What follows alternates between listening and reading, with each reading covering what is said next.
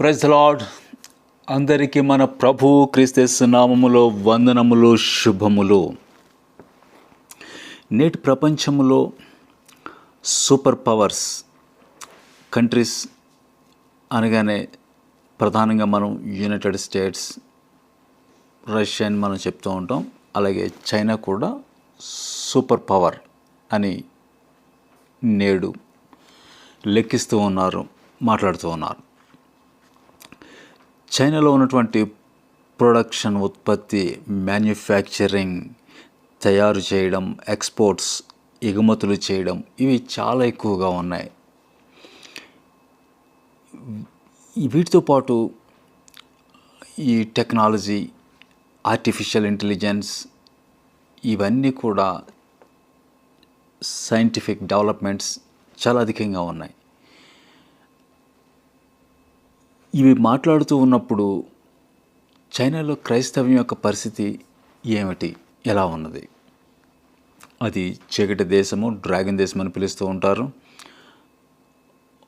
వాటితో పాటు అదొక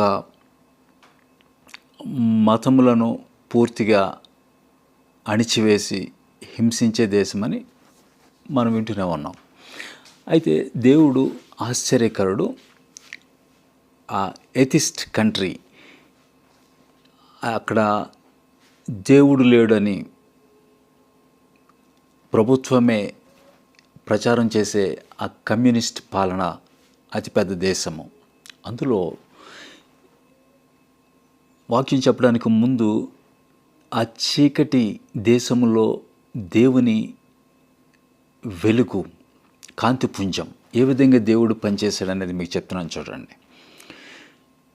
సాధారణంగా చైనాలో బైబిల్ బహిరంగంగా చదవకూడదు, బయట అమ్మకూడదు. ఊరికే కొన్ని చర్చెస్ లోపల చదువుకోవాలి వ్యక్తిగతంగా, చర్చెస్ వాళ్ళు లోపల బైబిల్ అమ్ముకోవాలి. అది బయట పుస్తకాల షాపుల్లో, ఆన్లైన్లో దొరికేది కాదు, నిషేధం అది. అలాంటి దేశంలో దేవుడు ఆశ్చర్యకరుడు చేసిన పని, ప్రపంచంలో బైబిల్ గ్రంథాలు ఎక్కువగా తయారు చేస్తున్న దేశం ఏదంటే అది అమెరికా దేశం కాదు, ఇంగ్లాండ్ కాదు, భారతదేశం కాదు, క్రిస్టియన్ దేశాలు ఏది కాదు, చైనా దేశం. 2023కి అక్కడ 200 మిలియన్ కాపీస్ ప్రింట్ చేశారు. అక్కడ ఏపీసీ బైబిల్ ప్రింటింగ్ అనేది ఒక కంపెనీ ఏర్పడింది. అమిటీ ప్రింటింగ్ కో. విశ్వాసులు, బిలీవర్స్ ప్రారంభించారు.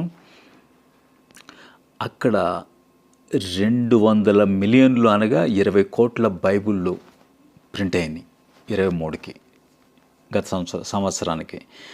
ఎన్ని భాషల్లో? 130 భాషల్లో. ప్రపంచంలో ఉన్న 140 దేశాలకి అక్కడి నుండే వెళ్తూ ఉంది. అంటే ప్రభుత్వం దీన్ని ఎందుకు అడ్డగించట్లేదంటే ఇది వ్యాపారం.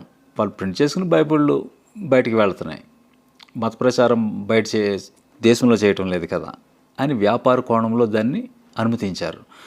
కాబట్టి 140 దేశంలో మనం ఎరిగిన భాషలన్నిటిలోనూ 130 లాంగ్వేజెస్ 140 దేశాలకి సరఫరా జరుగుతుంది. అనగా అంచనా 1 నిమిషానికి 70 బైబిల్స్ ప్రింట్ అవుతున్నాయి. 1 నిమిషానికి. దేవుడు చాలా, ఆయన జ్ఞానము, ఆశ్చర్యము అంతుపట్టలేం మనం. ఎథిస్ట్ కంట్రీలో బైబిల్స్ జీవపు ఓటుల ప్రవాహం జరుగుతూ ఉంది. అయితే ఇలాంటి పరిస్థితుల్లో చైనాను నేను తీసుకునేందుకు ప్రారంభిస్తున్నానంటే, చైనా దేశము ఈ 2024వ సంవత్సరం నాకు డ్రాగన్ ఇయర్ అని పేరు పెట్టింది. డ్రాగన్ సంవత్సరం అని పేరు పెట్టింది ఈ 2024కి. డ్రాగన్ అనగా అసలు అర్థం ఏమిటన్నట్లయితే మాన్స్టర్, ఒక గొప్ప వింతైనటువంటి జంతువు అన్నమాట. మాన్స్టర్, హ్యూజ్ సర్పెంట్, ఒక మహాసర్పము, హ్యూజ్ సర్పెంట్, ఇలాంటి అర్థాలు ఉన్నాయి. అలాగే మరొకటి ఈ డ్రాగన్ ఇయర్ అని చెప్పడానికి, సంవత్సరం అని చెప్పడానికి వాళ్ళు ఏమిటి నమ్ముతున్నారంటే, ఈ డ్రాగన్ను నమ్ముకోవడంలో ఆస్పిసియస్ అనగా శుభము, అదృష్టము, ఆపర్చునిటీస్, మంచి అవకాశములు, అడ్వాన్స్మెంట్, పురోగతి, ముందుకి వెళ్ళటం, ఇవన్నీ జరుగుతాయి మేము నమ్ముకున్నందుకని. ఈ డ్రాగన్ సంవత్సరం అని పేరు పెట్టారు. అలాగే ఈ జూన్ 23న ఆదివారము యునైటెడ్ స్టేట్స్ న్యూయార్క్లో నగరంలో, అక్కడ వాల్ స్ట్రీట్ ఎక్స్చేంజ్ ఆ బిల్డింగ్ దగ్గర, ఎంపైర్ స్టేట్ బిల్డింగ్ అక్కడ డ్రాగన్స్కి సంబంధించినటువంటి బొమ్మలు, పిక్చర్స్ అక్కడ పెట్టారు. Dragons are back. ఇది ఎందుకు అన్నట్లయితే, అమెరికా వాళ్ళు న్యూయార్క్లో HBO టీవీ ఛానల్కి గేమ్స్ ఆఫ్ ద థ్రోన్ అనే ఒక సీరియల్, దానికి సంబంధించిన షూటింగ్ జరుగుతూ ఉంది. అది ఖచ్చితంగా డ్రాగన్స్ ఆర్ బ్యాక్, డ్రాగన్స్ వచ్చేసాయి అని వాళ్ళు ఈ బొమ్మలు, ఫ్లెక్సీస్ తగిలించారు అక్కడ. డ్రాగన్స్ హౌస్, అమెరికాకి డ్రాగన్స్ వచ్చేసాయని. సరిగ్గా ఈ జూన్ గత ఆదివారం. అలాగే చైనా డ్రాగన్ ఇయర్ అని సంవత్సరం పేరు పెట్టడం ఏమిటి అసలు? ఖచ్చితంగా ఆలోచిస్తే, గత అక్టోబర్ 7వ తారీఖున ప్రారంభమైన ఇజ్రాయెల్ హమాస్ యుద్ధము ఈ జూన్ నెలకి 9 నెలలు అవుతూ ఉంది. 9 నెలలను ఆలోచిస్తే సరిగ్గా ఒక డెలివరీకి సంబంధించిన టైం పీరియడ్ కదా ఇది. 9 నెలలు నిండిన తర్వాత అంటే ఏం కాబోతూ ఉంది? ఖచ్చితంగా ఈరోజు అయితే ఇజ్రాయెల్, ఒక ప్రక్కన హమాస్, ఒక ప్రక్కన యెమెన్ హూతీస్, మరొకటి క్రొత్తగా హెజ్బొల్లా, లెబనాన్లో ఉన్నటువంటి హెజ్బొల్లా తోటి ఉత్తర దిక్కున యుద్ధము ప్రారంభమైంది. ఇది ఆల్ అవుట్ వార్, పెద్ద యుద్ధం కాబోతున్నదని చెప్తున్నారు. హెజ్బొల్లానికి అర్థం ఏంటి? పార్టీ ఆఫ్ అల్లా. అల్లా పార్టీకి సంబంధించిన వాళ్ళు గ్రూప్ హెజ్బొల్లా. ఇందుకు అల్లా ఎవరు? బైబిల్లో సాతానుగా పిలువబడుతున్న వాడే ఖురాన్ యొక్క అల్లా. సాతానికి మరొక పేరు ఏంటి బైబిల్లో? Dragon party. అంటే చైనా డ్రాగన్ సంవత్సరం అని పేరు పెట్టింది, అమెరికా వాళ్ళేమో డ్రాగన్ ఈజ్ బ్యాక్, డ్రాగన్ వచ్చేసిందని వాళ్ళు అక్కడ పెట్టారు మెయిన్ సెంటర్స్లో. అలాగే సరిగ్గా హమాస్తో ప్రారంభమైన యుద్ధం 9వ నెల హెజ్బొల్లా డ్రాగన్ పార్టీ మొదలుపెట్టింది యుద్ధం. ఇది మనం ఆలోచిస్తూ ఉన్నప్పుడు ఏమిటి జరగబోతుంది అసలు? డ్రాగన్ గురించి బైబిల్లో ఏమిటి రాయబడింది అని మనం ఒకసారి తెలుసుకోవాలి. డ్రాగన్ గురించి మనం చూస్తూ ఉన్నప్పుడు ఒకటి, ప్రకటన గ్రంథం 20వ అధ్యాయంలో 7వ వచనంలో, మనం 8వ వచనంలో చూస్తాం. ఈ డ్రాగన్, ఘటసర్పము, భూమి నలుదిశల యందుండు జనులను లెక్కకు సముద్రపు ఇసుకలో ఉన్న గోగు మాగోగని వారిని మోసపరిచి వారిని యుద్ధమునకు పోగు చేయటికే వాడు బయలుదేరను. గోగు మాగోగ్, గాగ్ అండ్ మెగాగ్. తర్వాత ఈ గోగు మాగోగ్ అంటే అసలు పేరు అర్థం ఏమిటి? ఇవే పేర్లు మరలా యెహెజ్కేలు గ్రంథం 38, 39 అధ్యాయాల్లో కూడా వ్రాయబడింది. గోగు మాగోగ్ అనేవాళ్ళు ఇశ్రాయేల్ మీదకి రావటం. ఇది అంటే ఈ ఘటసర్పము, అపవాది సాతాను, ఇతను యుద్ధానికి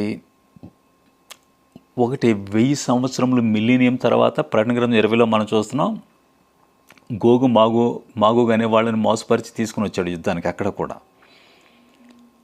తర్వాత యెహెజ్కేలు పుస్తకంలో 38, 39 అధ్యాయాలు అక్కడ కూడా గోగు మాగోగ్ అనే వాళ్ళని పారసీక, తోగర్మ, తోబాలు అనే వాళ్ళను కూడా మోసపుచ్చి ఇశ్రాయేల్ మీదకి యుద్ధం, అంటే దేవుని యెరూషలేము మీదకి యుద్ధం, ఇశ్రాయేల్ మీదకి యుద్ధం. ఘట సర్పము, అపవాది, సాతాను, డ్రాగన్, మహాఘట సర్పం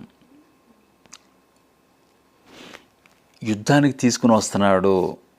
అంటే గోగు మాగోగ అనేవాళ్ళు అసలు ఎవరు, వాళ్ళనే ఎలా తీసుకుని వస్తున్నాడో అని చూస్తే, ఈ గోగు మ్యాగోగ్ అనేవాళ్ళు ఈ పేర్లు కూడా మనం చూస్తే, ఒకటి ఆదికాండం 10వ అధ్యాయం 2వ వచనంలో యాపెతు కుమారులు గోమెరు, మాగోగు, యాపెతు, షేము, హాము, యాపెతులు ఉన్నారు కదా, నోహు కుమారులు. అందులో యాపెతు కుమారులు గోమెరు, మాగోగ్ అని పేర్లు, అవి మనుషుల పేర్లే.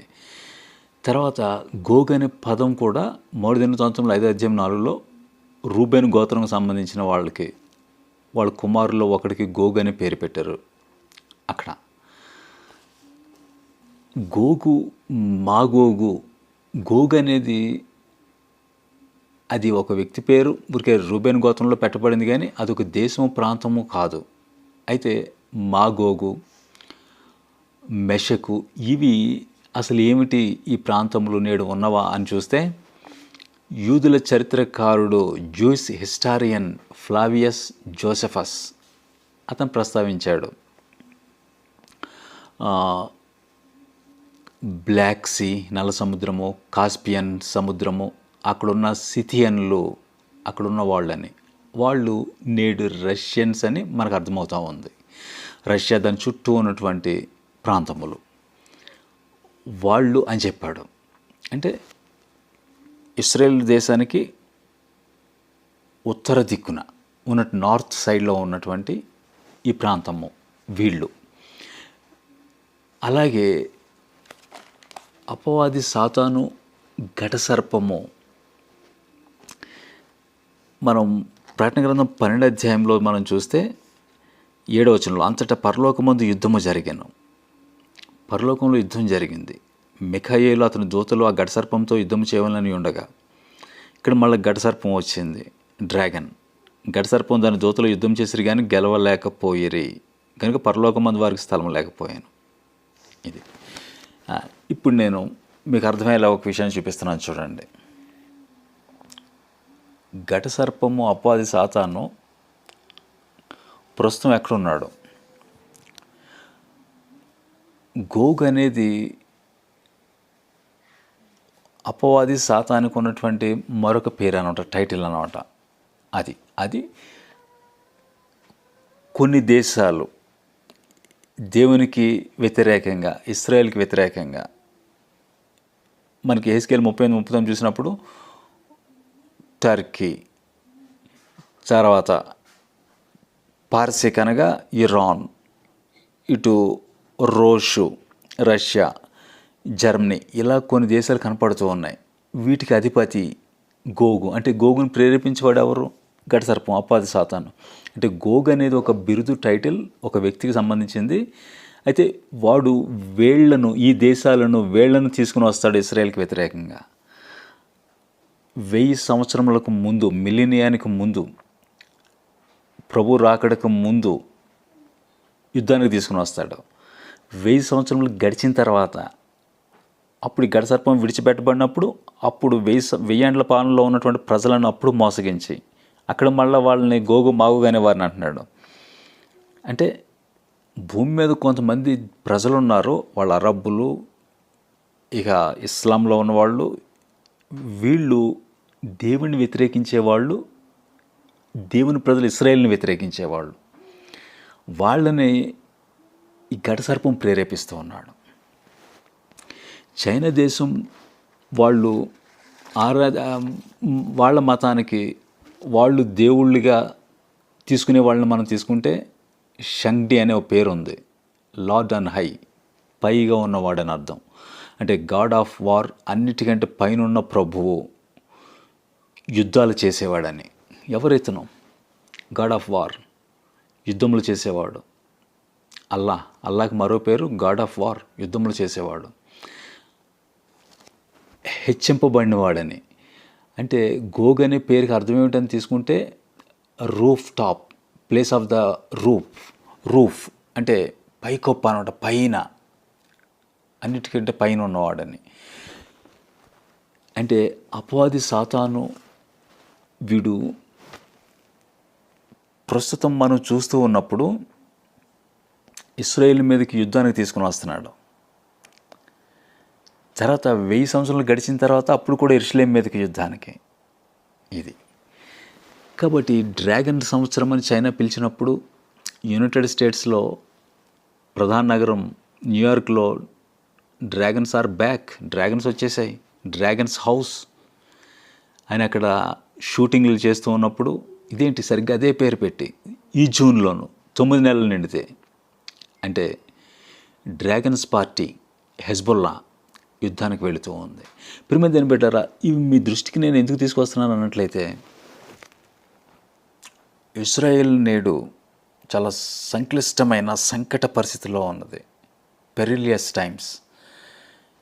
రాత్రి పగలు నెత్రోడుతున్నటువంటి పాలితీన్లు ప్రవహించే దేశం. దేవుని ప్రజలు యుద్ధానికి వెళుతున్నారు. అంటే ఇప్పుడు హెజ్బొల్లాతో యుద్ధము ఇజ్రాయెల్ ఒప్పుకుంటూ ఉంది, ఇది హమాస్ లాంటి యుద్ధం కాదు.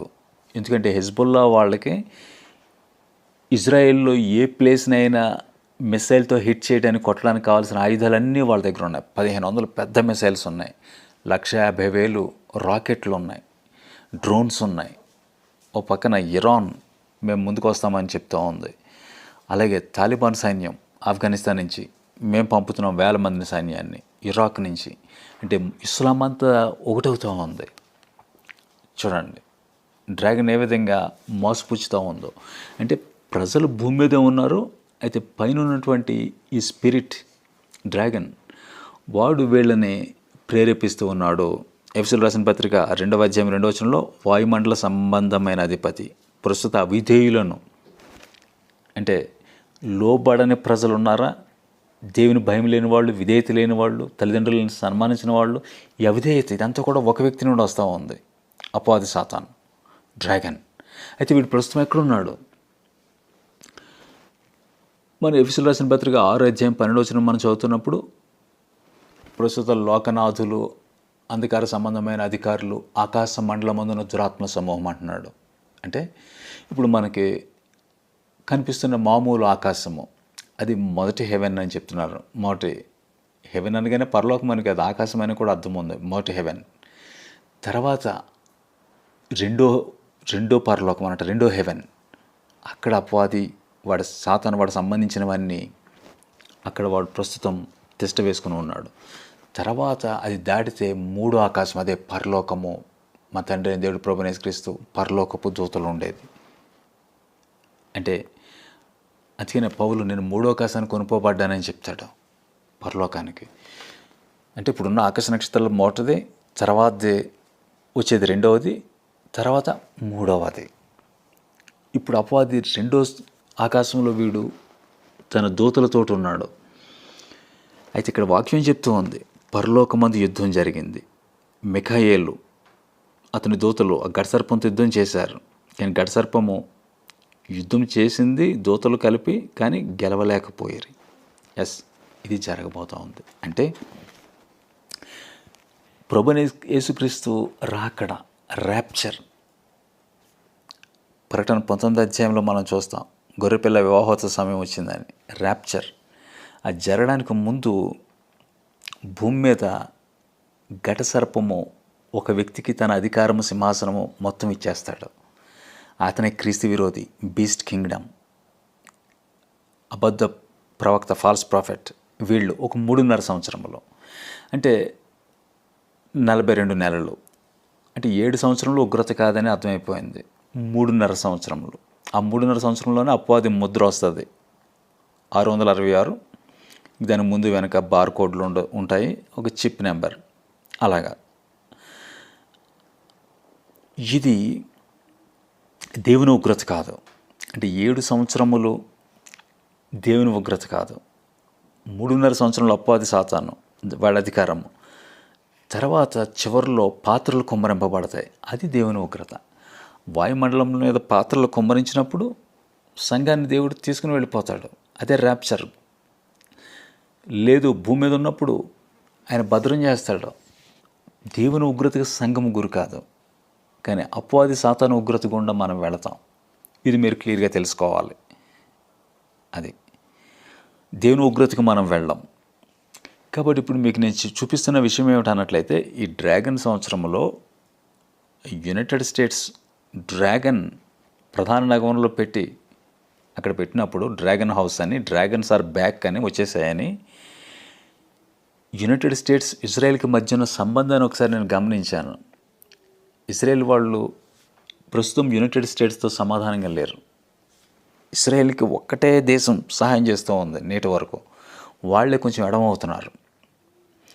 యునైటెడ్ స్టేట్స్ ఇజ్రాయెల్ మధ్య జరిగినటువంటి చిన్న వివాదం ఏమిటన్నట్లయితే, ఇజ్రాయెల్ ప్రధాని ఈ విధంగా చెప్పాడు, మాకు రావాల్సిన ఆయుధాలు యునైటెడ్ స్టేట్స్ పంపటం లేదు, ఆపివేశారు, అవి పంపించాలి, మాకు ఆయుధాలు లేవు, మేము ఆయుధాలు ఇస్తే మా జాబ్ ఫినిష్ చేస్తాం మేము అని చెప్పాడు. ఇది జో బైడెన్ అంగీకరించలేదు.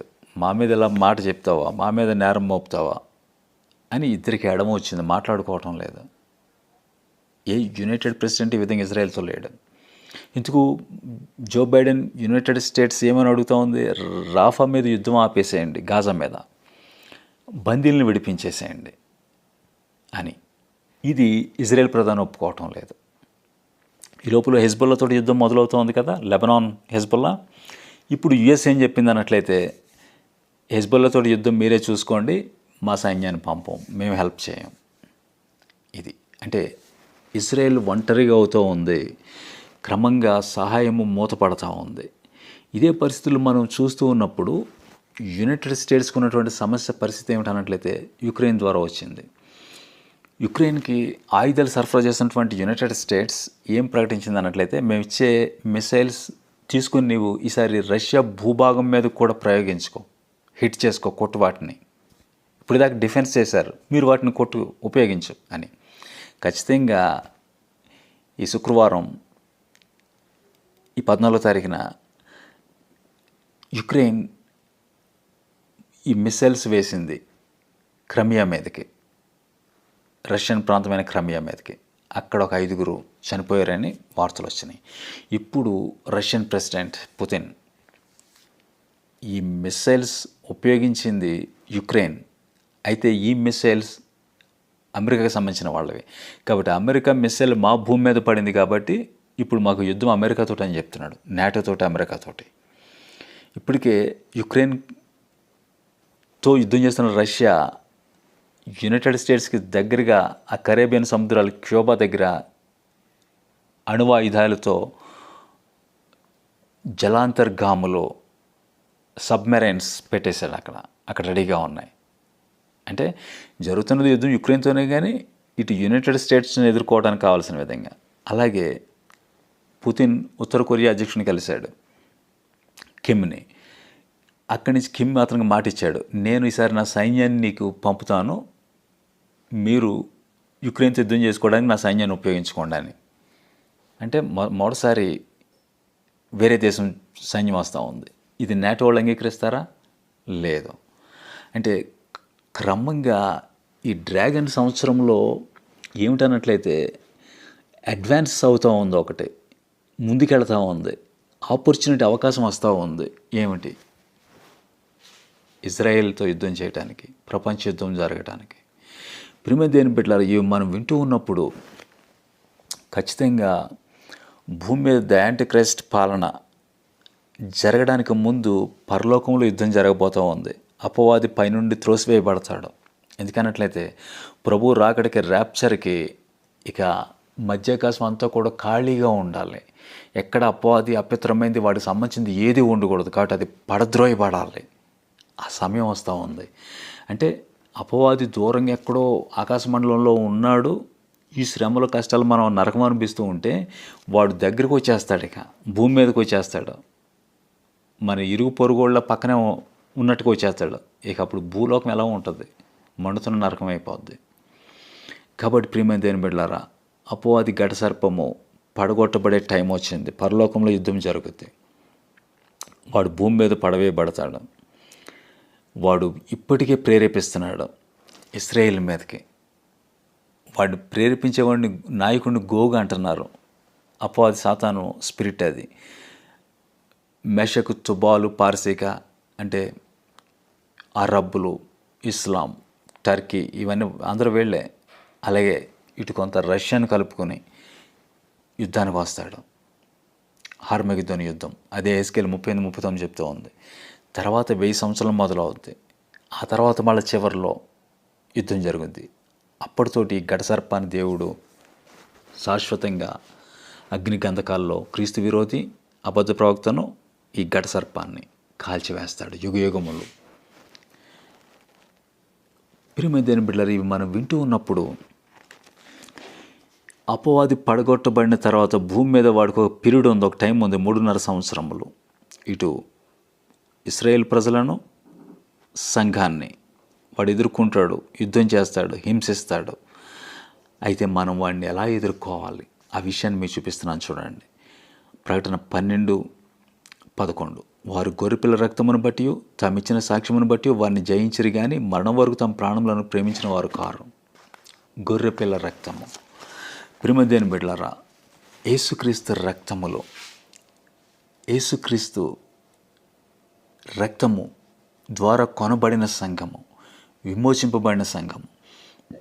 యేసుక్రీస్తు రక్తములో మనం నీతిమంతులుగా తీర్చబడ్డాం. యేసుక్రీస్తు రక్తములో మన మనసాక్షి, పాపములు, చిన్నవి పెద్దవి, ద్రోహములు, ఎన్నోసార్లు పడిలేచినవి ఇవన్నీ కడగబడుతూ ఉన్నాయి. ఎంత ప్రశస్తమైన రక్తం కదా. అయితే ఆ రక్తమును ఆశ్రయించిన మనము సత్యం తెలిసిన తర్వాత బుద్ధిపూర్వకంగా పాపం చేస్తే మళ్ళా మనిషి కుమారుడు ప్రభువైన యేసుక్రీస్తును కాళ్ళతో తొక్కుతున్నాం, మరలా బాహటంగా సిలివేస్తున్నాం. హెబ్రీ 6 మనం చూస్తూ ఉన్నాం. ఎవరి కొరకు మనం సాగు చేయబడుతున్నామో ఆయనకు అనుకూలమైన పైరు ఫలించకుండా ముళ్ళు గచ్చపొదలు వస్తే కాల్చివేయబడతాం. కాబట్టి ఇది హెచ్చరిక. భయంతో వణుకుతో రక్షణను కొనసాగించండి. గొర్రెపిల్ల రక్తము ఆశ్రయించాలి. గొర్రెపిల్ల రక్తము ఇది హేబేలు కంటే శ్రేష్టంగా పలికే ప్రోక్షణ రక్తము. సాతాను మనలను పట్టి జల్లించి వేయాలని లోక సువార్త 23 అధ్యాయంలో పేతురును కోరుకుంది. కానీ ఆ నమ్మిక తప్పిపోకుండా ఉండాలని ప్రభు వేడుకున్నాడు. ప్రభువైన యేసుక్రీస్తు మనకు ఉత్తరవాదనగా మన పక్షమునైన అడ్వకేట్గా ఉన్నాడు. తండ్రి యొద్ద ప్లీడ్ చేస్తున్నాడు మన పక్షమున. ఆయన ప్రార్థన విజ్ఞాపనలో ఆ రక్తము మనలను అపవాది బారిన పడకుండా, వాడి శోధనలో, వాడి అగ్ని బాణములు మన మీదకి వేస్తున్న అన్నిటిలోనూ ఆయన కాపాడుతూ ఉన్నాడు ప్రభువైన యేసుక్రీస్తు. తర్వాత తామిచ్చిన సాక్ష్యం బట్టి, by the word of test money, మనం ఇచ్చిన సాక్ష్యము అంటే మన సాక్ష్యము ఏ విధంగా వినపడుతూ ఉంది, ఏ మాట ఎలాగా సాక్ష్యము. అలాగే 17:14 ప్రకటన వారు పిలువబడిన వారు, ఏర్పరచబడిన వారు, నమ్మకమైన వారు, కాల్డ్, చోజన్ అండ్ ఫెయిత్ఫుల్. ఇది మనము నమ్మకత్వాన్ని ప్రదర్శించి యేసుక్రీస్తు కొరకు సాక్ష్యమును కాపాడుకుంటూ గొర్రెపిల్ల రక్తము ఆశ్రయించి మనము ఈ అపవాది, ఆ ఘట సర్పము, వాడి తంత్రములను, వాడు పెడుతున్న ఈ 3.5 సంవత్సరముల శ్రమ, ముద్ర, వీటన్నిటిని అధిగమించే శక్తి అందులో ఉన్నది. అలాగే మనము శ్రమల్లో ఏ విధంగా ముందుకు వెళ్ళాలి. ఒకటి, జ్ఞానం ద్వారా మనం ముందుకెళ్తాం. మామూలుగా శ్రమలు వచ్చినప్పుడు క్రైస్తవులకి ఇప్పుడు చూడండి, అపవాది సాతాను భూమి మీదకి తీసుకొస్తున్న శ్రమ ఏమిటి అన్నట్లయితే, నేడు ప్రపంచం అంతా మనం ఏవో పనులు చేసుకుని బతుకుతున్నాం. పనికి మనకేదో కొంత జీతాలు రావాలి అంటే కరెన్సీ మీద ఆధారపడ్డాం. క్రమంగా ఈ కరెన్సీ అంతా కూడా అమ్మటము, కొనడము, స్టాక్ ఎక్స్చేంజ్, స్టాక్ మార్కెట్ అంతే కదా. వాళ్ళు ఏదో ఇస్తారో మనం డబ్బులు ఇస్తాం, వస్తువులు మనకు వస్తున్నాయి. ఈ మార్పిడి ఇదంతా కూడా అపవాది సాతాను చేతిలోనికి వెళ్ళిపోతుంది. వాడి ముద్ర, అది టెక్నాలజీ అనుకుంటారు. కాబట్టి మన ఆస్తులు ఉన్నాయి, మన జీతాలు ఉన్నాయి, మనకు సంబంధించినవి తీసుకోవాలంటే ఇప్పుడు నేడు తీసుకున్నట్టుగా కాదు.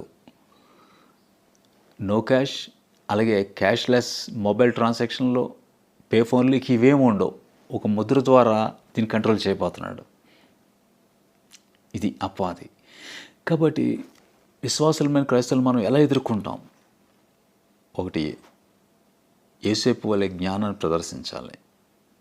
పాత నిబంధనలో యోసేపు ఉన్నాడు కదా, కాబట్టి ఆహారాన్ని భద్రం చేసుకోండి. అలాగే గవర్నమెంట్ చేతుల్లోంచి ఇప్పుడు అన్నీ మనం తీసుకుంటున్నాం. నీళ్ళ దగ్గర నుంచి, కరెంటు దగ్గర నుంచి, జీతాల దగ్గర నుంచి అంతా కూడా. క్రైస్తవులమేమి అనుజనులేమి. గవర్నమెంట్ అపవాది సాతాను చేతుల్లోనికి వెళ్ళిపోతుంది మొత్తం.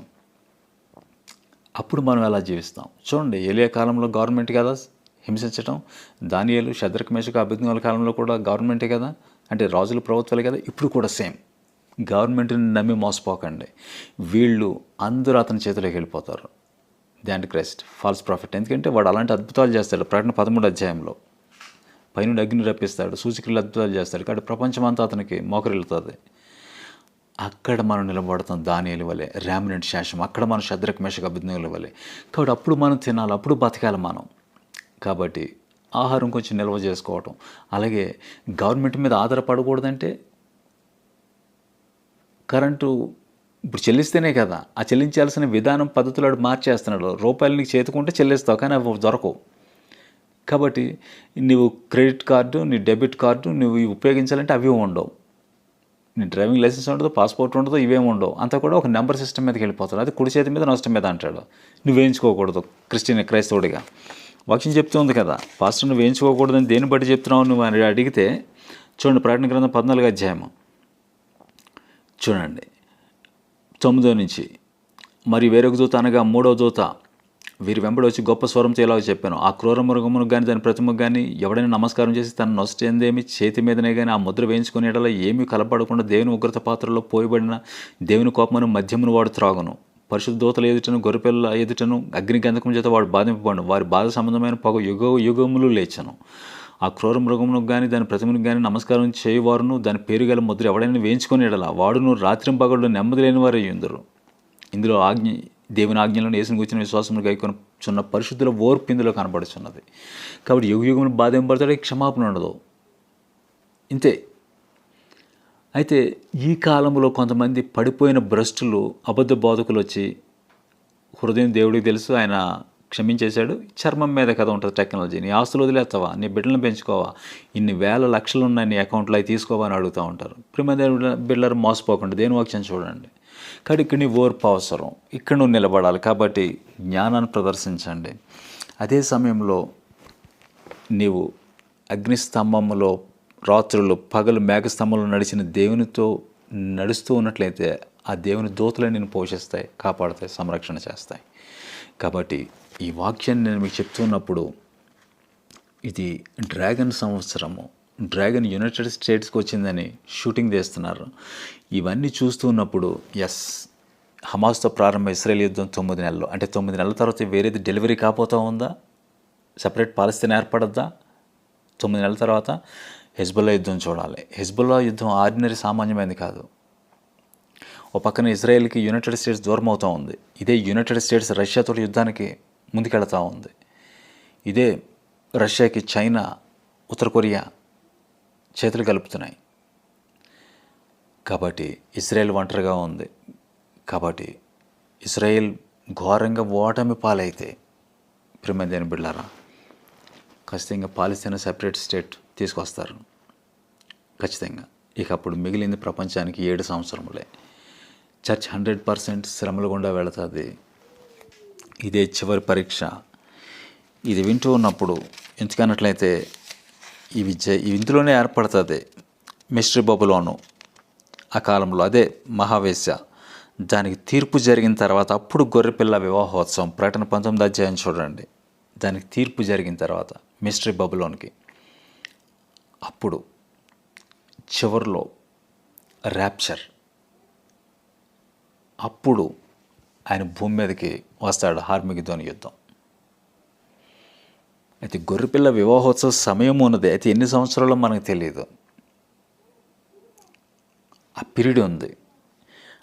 ఆ తర్వాత ఆయన భూమి మీదకి వచ్చి 1000 సంవత్సరముల పాలన. కాబట్టి ఈ అమూల్యమైన నీ విశ్వాసాన్ని గొర్రెపిల్ల రక్తముతో నీవిచ్చిన సాక్ష్యముతో పిలువబడినవాడు ఏర్పరచబడినవాడు నమ్మకముగా నిలబెట్టుకో. దేవుడు ఆశ్చర్యకరుడని నేను ప్రారంభించాను. ఇదే చైనాలో నిమిషానికి 70 బైబిల్ ప్రింట్ అవుతున్నాయి అన్నాను కదా. అంటే బైబిల్ ఉండకూడదు, విశ్వాసాలను కొట్టి పడేసిన చోట, చంపిన చోట బైబిళ్ళు 20 కోట్ల బైబిళ్ళు నేటికి ప్రింట్ అయినాయి. అలాంటి అద్భుతమైన దేవుడు ఈ శ్రమలలో నిన్ను, నీ కుటుంబాన్ని, అందరినీ, నన్ను ఆయన పోషిస్తాడు. అయితే నీవు నమ్మకమైన వాడిగా, నమ్మకస్తురాలిగా నిలబడు. నీ విశ్వాసము కరెక్ట్, నీ పిలుపు ఏర్పాటు కరెక్ట్. అది నువ్వు నమ్ముతున్న యేసుక్రీస్తు ఆయనే రాజులకు రాజు, ప్రభులో ప్రభు, ఆయన ప్రవచనం నెరవేరబోతూ ఉంది. ఇవన్నీ నిజమే, కరెక్టే. కాబట్టి అయితే నీ శ్రమలు, నీ ఇబ్బందులు నిజమే, నీ అనారోగ్యం ఇది కూడా కరెక్టే. ప్రస్తుతం అయితే ఎలా ఉంది, అయితే సమయం కొంచెంగా ఉంది. నువ్వు చూస్తున్న ఈ ప్రస్తుత ప్రపంచం అది లోకపు నాటన గతించిపోతూ ఉంది. రాత్రి చాలా గడిచిపోయింది, ఇక తెల్లవారిపోతుంది. అయితే పిల్లలు అనుకుంటారు ఇంకెంతో సమయం ఉంది పడుకోవడానికి అని, ఇంకా వాళ్ళు అప్పుడే మొత్తం నిద్ర వస్తూ ఉంటుంది. కానీ పెద్దవాళ్ళు, వయసు వచ్చిన వాళ్ళు, తల్లిదండ్రులు, వాళ్ళు తెలిసిపోద్ది, లేవాలి, ప్రయాణం ఉంది, రెడీ అవ్వండి అని చెప్పేవాళ్ళు కొంతమంది.